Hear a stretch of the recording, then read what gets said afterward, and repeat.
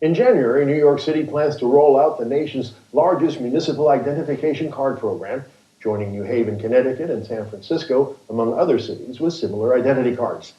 The New York City ID card will be available for all residents of the 5 boroughs, including undocumented immigrants and those without driver's license if they have proof of residence. City Councilmember Daniel Dromm introduced the bill, which was signed into law last summer. Dromm's district, which includes Jackson Heights and Elmhurst in Queens, is a diverse area with many Southeast Asian and Latin American immigrants, and where you can hear dozens of languages. It's also where we heard strong support for the new ID cards and for Councilmember Dromm. People who have no IDs, there some kind of ID is necessary. Some people, they have their passport expired.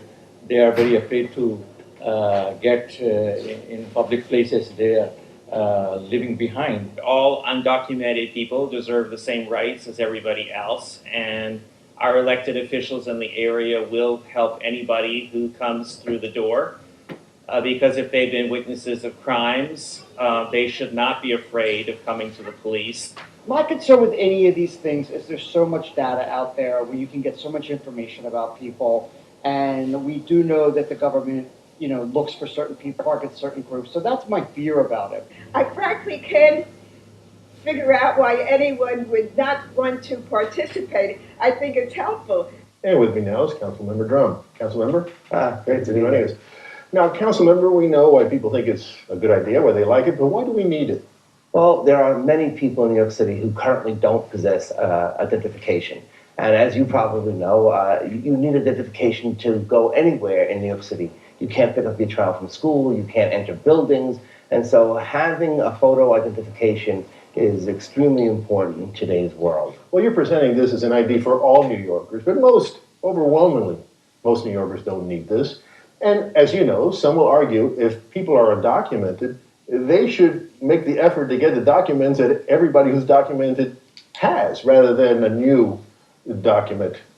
What do you say? Well, I'm calling this a must-have accessory for all New Yorkers. Why? And the benefits that are going to be tied to the municipal identification card, such as free admission into 33 cultural institutions around the city, is a value of about $2,100 to New Yorkers. So it's our hope and our desire that New Yorkers will want to have this ID card.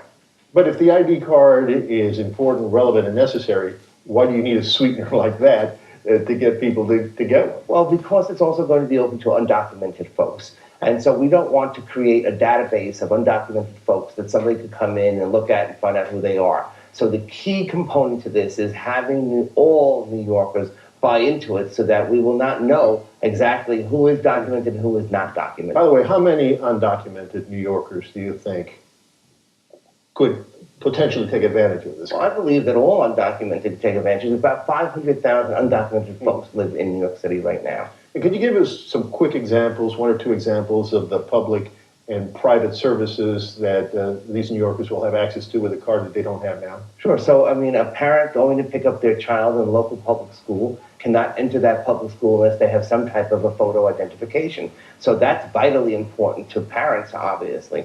When you enter a building in downtown Manhattan, for example, you can't get into any building without some type of photo identification. What about in the private sector? You've made a lot of the arguments when the law was being debated that now somebody will be able to open a bank account. Is the law mandating banks to accept these cards as legitimate identification? No, it doesn't mandate them to accept it as identification, but we are working with banks and we're working with credit card companies to get them to accept it. How will people be able to prove that they are who they say they are when they solicit this card? So there'll be 2 ways to prove who they are. Their identity is one thing, and they're going to have to bring in some type of identification, a birth certificate from their country, a driver's license, something that will determine who they are. The other thing that they're going to have to prove is their residency. So for their residency, they'll be able to bring in a bill from Con Ed, from a cable company, something that indicates exactly where they live.